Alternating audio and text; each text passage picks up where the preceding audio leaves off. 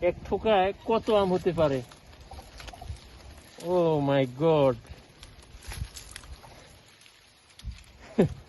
অসম্ভব অসম্ভব। এক থোকায়, একটা থোকায় কত আম?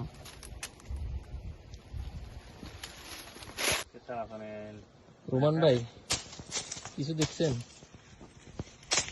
আর এক থোকায় কত কত আম দেখেন,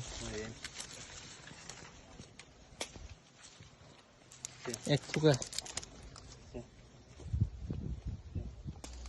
মূলত স্পেনে আসা রঙিন আমগুলো দেখার জন্য। সুন্দর সুন্দর আম, সুন্দর, কিন্তু ধরে এক একটার মধ্যে এক এক থোকায় কল্পনাবিহীন।